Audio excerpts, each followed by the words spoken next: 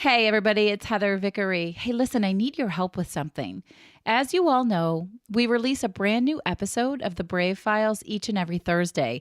And it just so happens that each and every year here in the United States, we celebrate Thanksgiving on a Thursday. So I've been giving it a lot of thought. What kind of episode do I want to release on Thanksgiving? And I've decided I want it to be an episode about gratitude. If you listen to the show regularly, you know that I believe firmly in the importance of having a gratitude practice and spending time with gratitude. If your mind and your heart and your energy is full of positive things, there's no room for negative and unhappy things to creep in. So, this is where you come in. I want to feature you along with everyone on the Brave Files podcast team and some of our past guests in this special Thanksgiving gratitude episode. So, here's what you need to do. It's going to be super easy, simple, and fun. Make a recording of yourself sharing what you are most grateful for from the past year. Be sure to include your name, first names only, and your location. You don't have to be in the United States to participate. You can be anywhere in the world. And we have listeners in over 26 different countries. I would love, love, love to hear from some of you in faraway places. Then simply email the audio clip to me at heather@vickeryandco.com. That's it. Simple, right? You can begin sending in your gratitude right now, and we will accept them through November 1st. If you're not sure how to record yourself, drop me an email and I'm happy to guide you through it. Again, send your audio clips to heather@vickeryandco.com.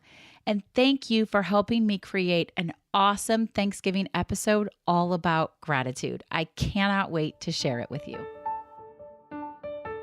Fear-facing, experimental, reflective.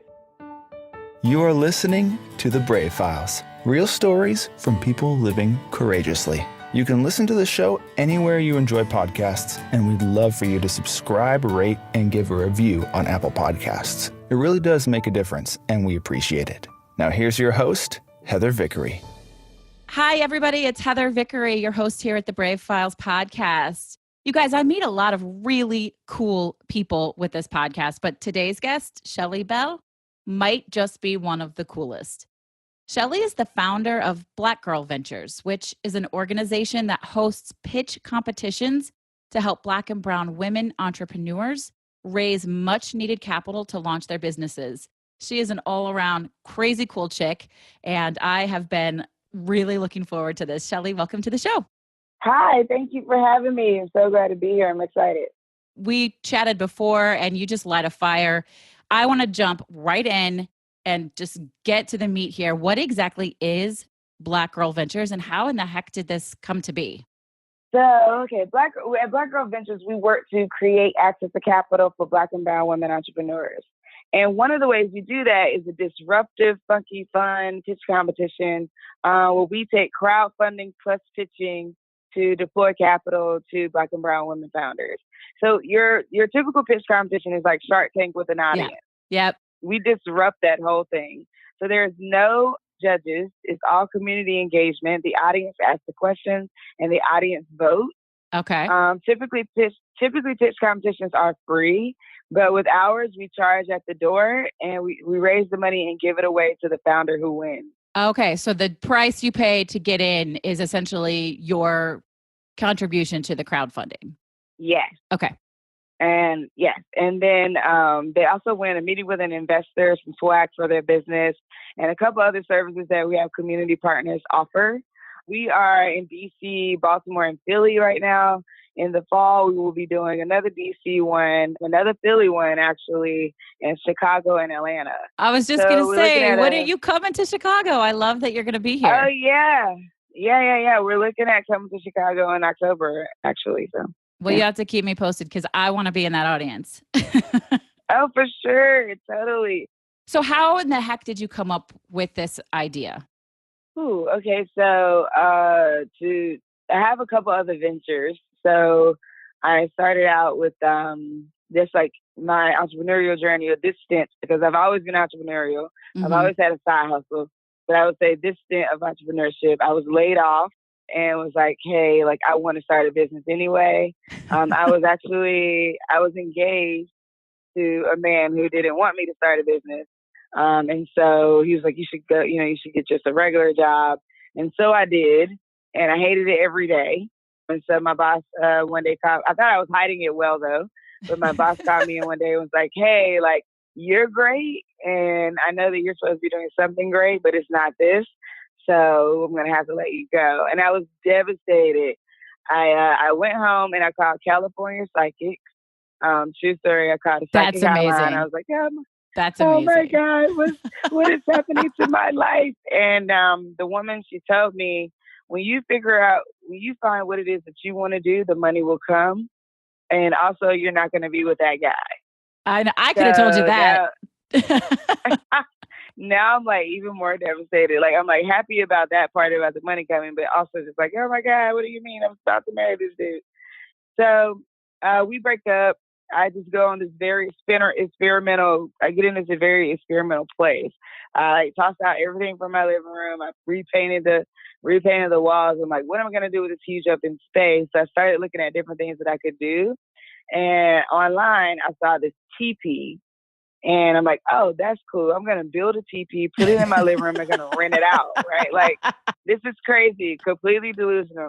And at this time, I didn't even know how to drill a hole. Like, I was just like, I'm going to do this. Like, the guys at Home Depot were like, what are you doing? I'm going to build a teepee. I'm going to rent it out. And like, nobody's going to sleep in a teepee in your living room. Like, everybody thought I was crazy. So, but come to find out, Airbnb has a teepee option. Shut up. Yes, they do. So it works. Amazing. And like so many people wanted to come and stay with us because I have children. I was like, oh no, we can't do this. Like I originally thought it was just going to be a cute thing for the weekend, but people were like leaving their jobs. They were transitioning from school. They were transitioning from apartments. They wanted to stay for months. And I was like, oh no. You got to go. So gotta go. So I'm like, maybe we can do this a different way. Started experimenting with what it would look like to stage it in houses that were being, sold. Then I started visiting all these different models. Could not find the right model. So I was like, oh no, we got to do something else. I was a teacher for a while previously in another life. And during that time, I learned how to print t-shirts. Okay. So my first idea was a LGBT line. It didn't do so well. And I was on the phone with a printer that was printing the shirts for me at the time. And I said, you know what? It's made by a Black woman. I should put that on a shirt. So I literally went to the computer, designed the logo, and just put it on a shirt, and it won. People loved it. Yes. My mom invested some money in it. And we started like hitting the ground running and bending with Made by a Black Woman shirt. I had a mentor friend of mine say, like, people mess up when they change their design. Don't change your design. Change what you put it on. So I started doing kids shirts. That's so smart. And the kids shirts just really picked up. And so by the end of that year, we made Essence Magazine holiday gift guide. Amazing experience. They found us on Instagram, reached out to us, like, hey, can you send us some products overnight? Just so happened I had some extra onesies hanging in the closet. Yeah. Sent those and we got in. Even during that year, I'm like, well, I'm not going to pay somebody to print these. I'm just going to print it myself. So I took my tax money. I bought equipment to start doing printing myself. And so I started doing printing the Made by a Black Woman shirts, but also printing for other people. Okay. So I ended up acquiring, at this point, we print anything now. So we print like hats, cups, mugs, shirts, whatever. So you still have the printing business? Yeah, it's called Misprint USA. Misprint as in MISS? MS. So MSPRINT. Okay. That's awesome. USA. Okay. And so now we print for Google, we print for Amazon, we've done like festivals, we work with all types of people and to print their things. And that started making more money. Are you printing them yourself still? Yeah, I do. Some of it I print myself, like we have in our shop. But when it comes to like bulk items, like if you wanted 25 to 100 mugs, or if you wanted a banner, and then we have manufacturers and suppliers that we work with. Okay. Yeah. So we work internally and we have partners. And that became like the bulk of my income. So that's been a really great experience. And that's pretty much has been the primary thing that I was working on for a while. Okay. But like in all of this, right? In all of this, like, all these things catching traction, and just like, just all the things that are happening. I remember thinking like, I don't have a community. I was so Mm. head down, working so hard on building these businesses, getting my business model right, finding the right customers, my social media strategy, and like all these things that I was trying to just get right. And I'm like, one thing that I'm very lonely, and I do performance poetry, and I write poetry. And as a poet, you can walk into any open mic on any night and immediately have a community. Like as an artist, it's so much easier to find an art community who's Hmm. welcoming, who are people who are like minded, who are doing what you're doing, and it's not so much like in the startup world, small businesses, things like that. Like you kind of like you either have your team or your Yeah. crew, like, and it's hard to find people. So, and then all the stats are coming out. Women are not getting access to capital. Women in general receive less than 2% of venture capital, and Black and brown women Black women in particular receive less than 1% of venture capital. Yeah, the stats on the Black Girl Venture website, y'all have to check it out. You can link it through the show notes. They're mind-blowing. Yeah. So it's like the Black women are starting businesses at 6 times the national average. So we're the fastest growing entrepreneurial segment in the country. So it was like, okay, I am good at community building. Like this is what I'm good at. I'm good at throwing events and bringing people together. Why don't we just throw an event and give the money away? Sounds simple to me, right? Like a simple solution. Sure, simple. So Go with that. yeah, so I barely even marketed it. I put it up on meetup.com, and we had just a bunch of people that responded. I'm like, oh wow, like there's something to this. Like people want to do this. So the first event was like maybe 30 people, 30 women in a house in Southeast DC. Just like I'm just like I'm gonna do this. I'm just gonna try this out, right? Yeah. And it was amazing. The community response, people giving their input, asking questions, and the women who were pitching, like it was just great. And so we kept doing it every month at first. And then when 2017 hit, I said, hey, well, let's do it quarterly to try to bring in more money. I consider 2017 like our real pilot year, even though we started it in 2016, Okay. because that was where we were catching our flow. Like we started getting other partners, we started getting, Gotcha. doing it in different spaces, getting our application process right, like and everything. So by the end of that year, we ended up. Somebody said, "Well, hey, why don't you do it in Baltimore?" We ended up going to Baltimore at the end of 2017. Then beginning of this year, we did South by Southwest. We did another Baltimore one. And it was like, hey, you should bring it to Philly. I'm like, okay. So, Let's go. did a bunch of planning and got it to Philly.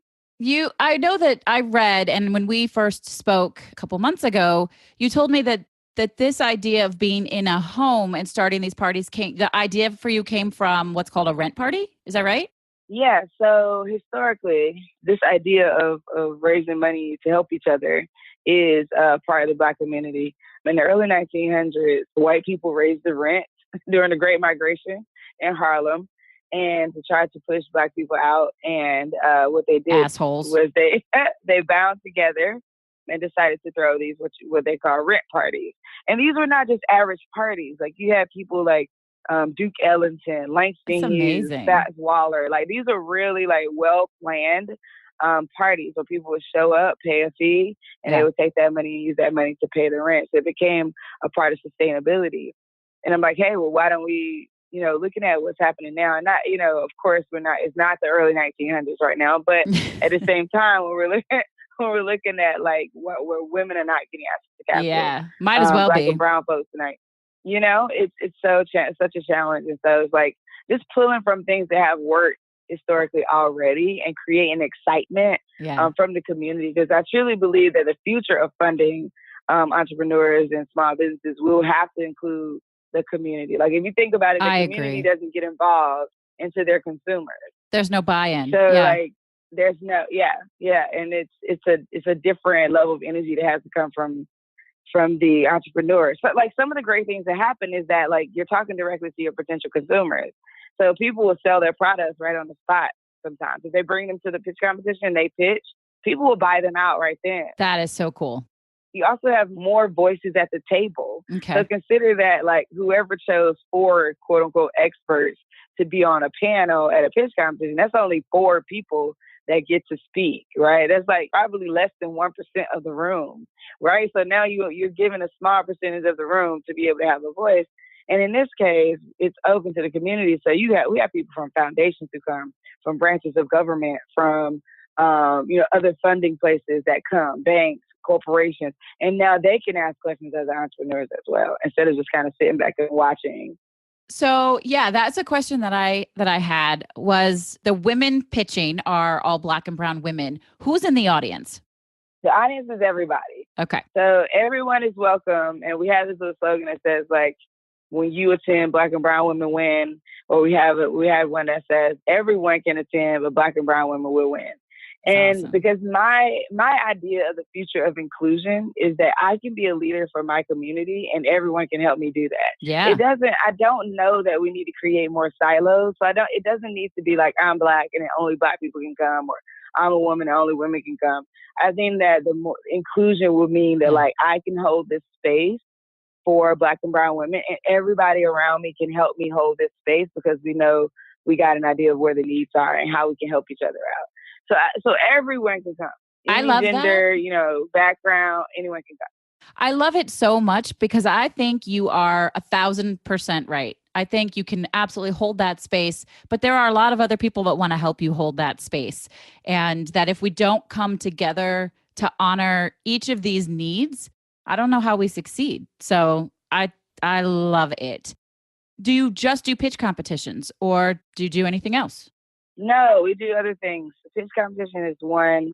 I like to jump in and do one thing really, really well publicly, but we also do training and workshops over the course of the next year. A couple of things you'll see kind of being public and shaping up is we're creating an entire like access to capital program.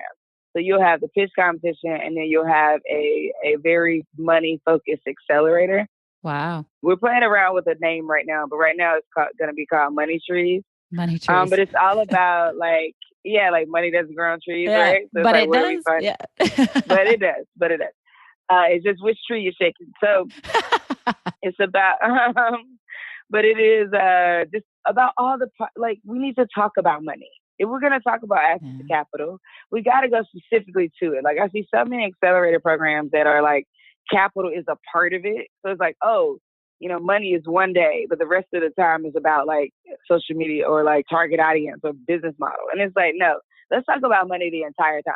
Let's talk about all the ways you can access it. Let's talk about all the way where it is in the world. Let's talk about where your product can land. Let's talk about everything related to money. Because people are scared of money and they're scared to talk about money. That's true. So they're very controlling around money. So if you're breaking that down and it's just not something to be fearful of, it's just part of it, and you're making it easy to talk about. I think sounds like it. Yeah, because the more we talk about things, the easier they become to talk about. And then we've seen that with so many topics over the course of history. And the more language you can just start to fold in and create what looks like what people would call safe space to talk about money. And the thing about the safe space idea for me is weird. Like we use that a lot in art. Safe space, safe space. We use that a lot in the LGBT community. Safe space, safe space. And I'm thinking we sure do. Listen, there's no such thing as that. It's not about safe space. It's about safe people. How do we create more safe people? So like if you walk into an empty house, right? If the structure is sound, for the most part, it's a safe space. Yeah, right? Quote unquote. Yeah. If it's if you're not in a dangerous neighborhood, or people breaking into that, all the things that can happen. But just to think of a structure in terms of what it means for safe space, it is a safe physical space. But when we talk about safe space, what we really mean is we want more safe people in the world. You're right. Like, how do we all get together and be safer around each other? And so I think part of that is to start to shift from like, oh, this is a safe space because you're in a building, but like, oh no, are you safe people, and how safe are we operating with each other, kind of thing. It's interesting that you say that because I agree with that. I was a guest on a podcast yesterday and he said, I want you to dig in and really tell your whole story. And I said, okay, how safe are you? He said, what do you mean? And I said, well, if I really tell you my whole story, it's going to include me coming out. Am I safe talking about that with you and your listeners? He was like, oh yeah, girl, you're fine. And I said, but I have to ask that question because I'm not going to put myself at risk. Like anybody can Google me and see that I'm a lesbian, but I don't need to put myself out there with a bunch of strangers if it's dangerous. Yeah. So sorry. Side note. No, totally. No. You're totally right. And I think And this is why I'm saying what I'm saying. Like, people say like, oh, this is a safe space, but like, how do you make that claim if we're not all in agreement? If we don't Yeah. all have some type of, operating agreement, right? Like, and like coming, and I think, and we can talk about that for days, but like, I think there could be ways that we're not visiting right now on how we come up with safe space. And some of that could be, deciding from the beginning of a thing, like, this is how we operate together. This is how we want to communicate. This is what I think. This Yeah. is what and it doesn't have to be a long conversation. Like, that could be bullet points. Like, don't me too everything, because really, you saying me Then you too stop paying attention. minimizes. You Yeah. stop paying attention. You minimize the other person's story, because everybody's story is their own. Just kind of Yeah. like say, be quiet. And lend space to people giving their Yeah. story. Like, That's that doesn't always powerful. make them feel safe. Yes, it's something Yeah. I've actually been working with my kids on, is when somebody tells you why they're angry or they're sad or they're mad or they're hurt, your default response shouldn't be, I understand because like, it just Right. nod and listen. Like, just sit there with them for a little while. If they ask you, have you ever had that feeling before? Then you can say, yeah, I have. Here's when. But Right. otherwise, seriously, just listen. Right. Exactly. And I think, it's funny because when I said me too, I was like, oh, like right now, it's such a social movement around the Me Too movement. And I am a part of that Me Too movement. And I thought, oh, wow, I don't Same. want to derail that. Like, Yeah. that's not what I meant. But No, yeah, but but I I mean, mean, like, I think we can say our Me Too story. I can say mine, any plethora of mine. Pick one from a hat, and you tell me can about sit it. there and honor my story, and you can tell me your Me Too story, and I can honor that story without saying, "Oh yeah, that happened to me too, just like this at this time." Right? Like, Right. all of the things can exist at once.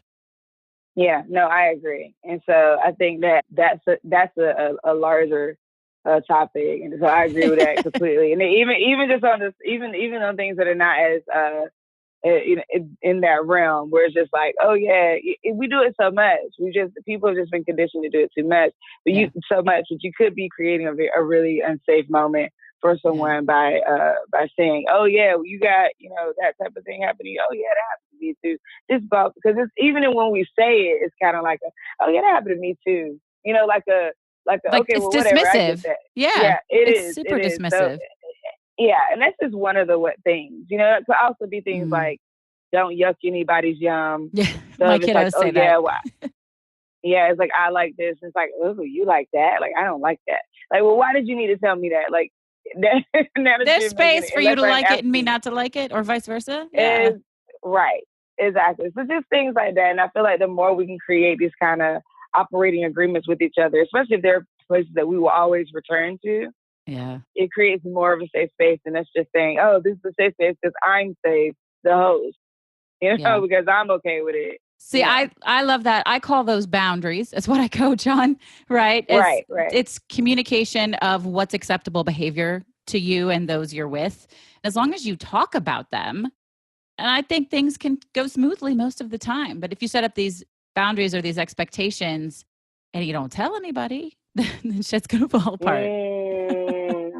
That's a good point. And I think, so taking it back to money, and I've seen this happen in some of the pitch competitions where when people ask questions of the founders, and because this is another sticky place just with women.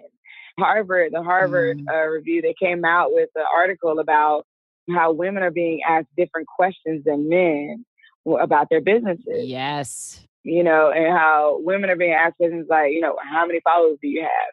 Or how much traction do you have? Nobody What is your asks a business man that. model? No, they're asking men like, well, how do you plan on getting more followers? How do you Yeah. plan on growing your traction? They're asking them promotional questions versus when they're asking women questions that are slightly diminishing or like, prove it to me questions, right? Yeah. But I've also seen it where people get asked questions during the pitch competition and their response is defensive. And it's like, people have to understand that even though like some of these questions should not be asked in the sound that they're asked, and I would say that, but people are conditioned to ask you like, well, what is your business? Why should I care about it? Kind of thing. Yeah, sure. That as the founder, though, you have to be able to fluidly respond without getting to a space where you like, just because you should, kind of thing. I mean, not anybody said that directly, but those are the kind of spaces where we don't know what's safe, right? Like, we don't know when it's safe to, oh, you just asking me that because you need to meet requirements in order to fund me, versus are you asking me that because what you don't think what I have is Yeah. good. I just feel like so much of that is us getting it, like us as if I were a founder, which I would not be a founder in your pitch competition because I am lily white. But so much of that is the story that we tell ourselves. Like if your automatic Yep. go-to is, are you asking that because you don't believe I can do it? We condition ourselves to shut down when we think like that. And it's so normal, right? And we get that way because something has beat into our heads that people don't believe in us or that we don't think we're good enough. But that can't be, I mean, to go out in front of a group of people like that and raise that money, you got to get past that voice. Oh yeah. And I mean, this is where you got to be reflective, right? Like this is where it's like you got up there, you know, you're saying you want this money, and now you know this game. The game is tell me about who you are, what your business does, tell me why I should buy it. And you know, like pitching is a speaking opportunity. It's like when I was doing poetry, and a friend of mine was like, "Oh, you need to do poetry slam," and I'm like, "I don't want to do poetry slam because this is my art, and I don't want to compete with it, you know." And then he's like, "But this is an opportunity for you to get in front of more people," and I'm like, true. You know, so these are speaking opportunities. It's not so much about winning or losing, even though winning is awesome. Sure. And then, like as a minority founder, I know people who these pitch competitions have been their only way to capital because investors are not investing in people of color as much as they should be. Yeah. So people have actually raised $50,000, $60,000 plus dollars just straight capital from pitching their ideas. And this has been a way that they've been able to push their businesses forward because it's such the opportunity. If you can actually do a really great job of pitching it, and you have an opportunity to get the money versus pitching to an investor. And these investors are hard to raise money from, period. Like everybody's experiencing that, you know, black, white, whatever. But then you are, you know, also as a underrepresented founder, minority founder, you're experiencing it on a whole different level, but still, you know, overall, nobody has it like particularly easy with investors besides white men.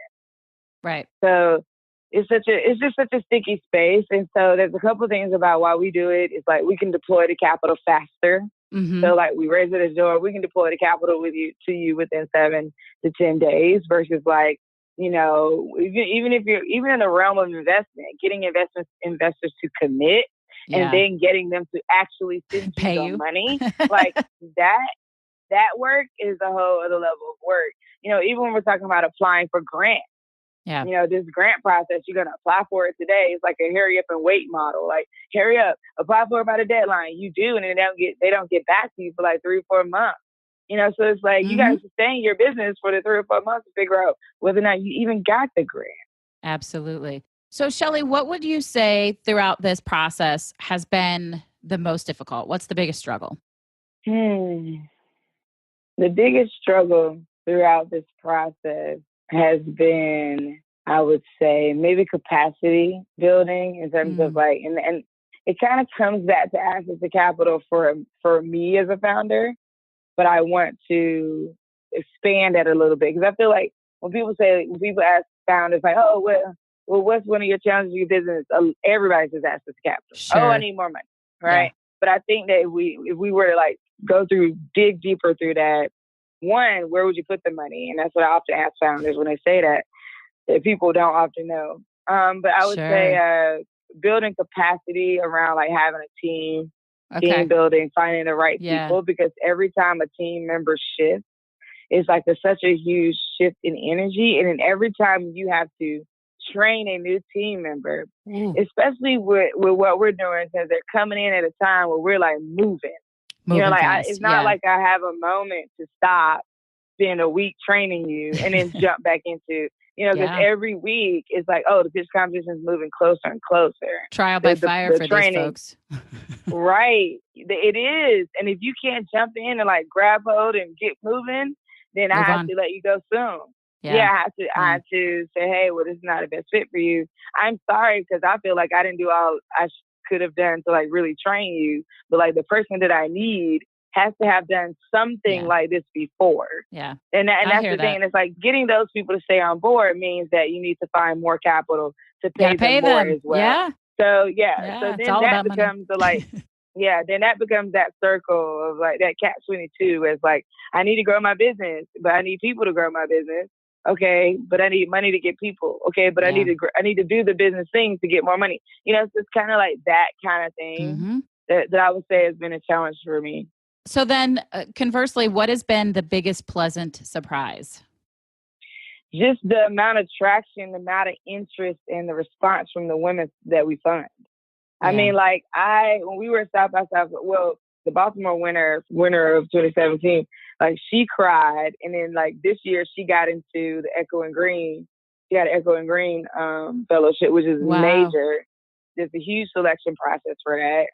She got in, and then we did South by Southwest. Our winner from South by Southwest, she cried for like 5 minutes with her best friend. It's I found out awesome. later that she had drove from Houston because I thought she was Wow. already at South by Southwest. And I found out Wow. later, actually, she and I did a podcast interview together, and that's when I found out that she had drove. Like she said, "Oh, I'm not coming," and then she drove from Houston, and then she won. My And goodness. to see the response from the audience, even the audience members are like, "Oh my God, like this is so great," and people wanting to really get on board. Like with Philly, we just did Philly on Thursday. We had people who donated after. We had people who wanted to give more to particular Yeah. founders. We had people who want to sponsor competitions in the future. Just really working with people.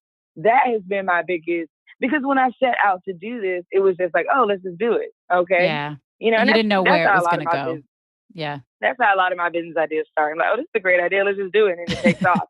So I am consistently surprised at the amount of impact we're having, and that is like the impact is not always the measurable part. Where it's like, okay, we had 300 applicants, and we had 70 people pitch. Like not that kind of impact, but I mean impact with the energy that I can Yeah. feel The human from impact. people, the human, and when people come up to me, when people contact us later, when people are like, we love what you're doing, we want to get on board, we want to be a part of it, Yeah. all these things. It's I think that's been really, amazing. truly amazing. It really has. That's been great. So, how do you honor and celebrate those successes, those moments that, like, I've worked so hard for this, or I'm so surprised at this awesome result? How do you celebrate them?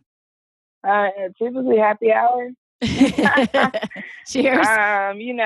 Yeah, drinks with my internal team, and just kind of like us, we get, and right now we're in such a great space where like things are happening rapidly and like partnerships are coming out of nowhere. So like what I identify as bi, and I was on the Bumble app, right? And I'm swiping people, and I'm like, oh, and Bumble, I'm swiping people. So I swipe this white guy. I swipe him right. He swipes me right, All right. and then he says, he sends me a message. After I send him a message, he sends me a message saying, "If I name my company White Male Ventures, you would go ape shit." Oh, no.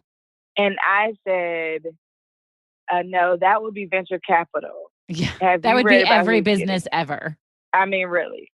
So I decided to write an article about this, and I screenshotted what he said, wrote an article about it, put it on Medium, but I wrote an article about why we do what we do. Like I didn't go the route like, oh my God, this happened to me, Yeah. but I went the route like this happened to me, and why I do what I do, right? And Bumble picked it up. Saw it on Twitter. They picked it up. They contacted me. It was like, we're a women-owned company. We don't stand for things like this happening on our platform. But not only that, we noticed that you're a women-owned business and we love what you're doing. We want to partner with you. We want to sponsor a pitch Yes. competition. We want to. So right now, they are on board with us to actually deploy some capital in Chicago, in Atlanta, and DC. So our fall Wow. pitch competitions will be in complete sponsorship partnership with Bumble Biz, which Bumble has a business side of their app. So there's the dating side, but then there's the business side where you can actually find professionals and hire people and find network that you want to be a part of. So we'll be partnering with Bumble Biz to That's put cool. on a pitch competition. That's So cool. when stuff like that happens, like I literally, when that email came through, I literally cried. And like Yeah. I called my mom, I called, people on my team, like, oh my God, y'all, like this experience that was, hurtful, Hmm. is turning into not only a positive experience for me, but an amazing opportunity for the women that I serve Yeah. and the audience that I want to go into and the market that I want to affect. to be able to have capital be deployed in those areas. I love how you took a really shitty situation, and it sounds like this is how you take everything. You're like, okay, what can I do with this? I'm going to do something with this that's going to matter. And you turned it into a corporate sponsorship. Like, you're a badass. Oh, thank you. Thank you. It's been so great, so I celebrate by we have moments where we just call and cheer, you know what I mean? It's like, oh my God, it's happening. I'm a dance party girl. Oh yeah, I love that. I have so much music that I like, but I'm dedicated to doing that every day. So I'm dedicated to I'm trying to dedicate myself to eating breakfast every day, but for sure I'm dedicated to dancing every day. Okay. All right. I love that about you. That's awesome. Yeah. Well, I do believe that we could talk for a really long time. And I hope when you're in Chicago, we'll have a chance to have a one-on-one conversation in person. But unfortunately, we got to wrap the show at this point. So I'm going to ask my last question, which is something that I am personally really committed to. And I have a feeling it might be something that pulls at your strings too. What is your favorite charitable organization to support? The Black Girl Ventures Foundation. I knew you were going to say that. Right? Other than the Black Girl Ventures Foundation. I'm passionate about breast cancer. I'm passionate about child diabetes in general. And I'm passionate about sickle cell. So I think charitable organizations that support those causes are usually the ones that I shoot for when I'm giving.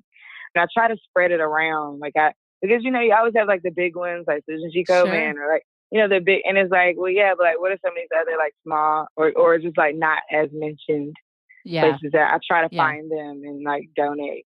I think that's great. I think it's what makes the world go round. We've all got to chip in together. Okay, Shelly, can you share your 3 words with us one last time? Fear-facing, experimental, reflective. Okay, so I just have to spend 1 second. I love this. We decided, Shelly and I decided, fear-facing was going to become a hyphenated word since it's supposed to only be 3 words. Because what she really wanted to say was brave, right? You're like, I can't say brave. I'm like, well, you could, but. And we had this really great conversation about, you said that people think you're fearless. And what's your response to that? I'm not fearless. I'm fear-facing. Fear-facing. I'm so scared. I'm scared all the time. I'm all these things that I've done. They're delusional, And these are and they've been in moments where I need to make money to live, And people are like, "What are you doing, Shelly Bell?" And I'm like, "I'm gonna try this. Okay, we're gonna see what happens." I love it. Feel the fear and do it anyway, right? It's not that it's not scary; it's that it's worth it. And I just always use that fear to empower me instead of shut me down. And I love that about you. So we made up a word, and that's okay. We're going to roll with that. I have so much love for somebody who sees a gap and jumps in to fill it. I mean, you're impressive. I'm honored. I want to get involved. Oh, thank you. I think you're doing really magical, powerful stuff. And I'm really grateful that you took some time to sit here and chat with me today. Thank you for having me. This is great. Awesome. So everybody, that's it for today. This is Heather Vickery reminding you, as always, to choose bravely. The Brave Files is proudly supported by Lost Format Apparel, a socially conscious clothing company. You already know that homelessness is a huge problem. Over 500,000 Americans are living without shelter and millions more without consistent access to everyday basics. My friends at Lost Format know that solving homelessness is a much larger problem than any one company or person can solve on their own. It requires teamwork, sacrifice, strength, and building communities through personal and professional relationships. And isn't that exactly what the Brave Files podcast is all about? That's why I'm proud to say that the Brave Files has partnered with Lost Format, and together we're working to change the face of consumerism in addressing homelessness. You can now get one of 2 fantastic shirts custom designed specifically for the Brave Files. Each order goes towards providing necessities to the homeless. We have one shirt that, of course, says "Choose Bravely," and another that reminds you that brave is always greater than fearless. Head on over to vickeryandco.com/store to see both beautiful shirts and to check out the entire product line from Lost Format. All of their stuff is super soft and comfortable and has an amazing fit. Use promo code BRAVE to get 10% off of your Brave Files custom t-shirts. And if you have an order over $30, your shipping is free. I choose bravely to take the plunge to help solve homelessness. Are you with me? Thank you for listening to The Brave Files. Be sure to visit thebravefilespodcast.com to access the show notes and discover fantastic bonus content. Music composed and produced by Matt Lewis of Union Music, LLC.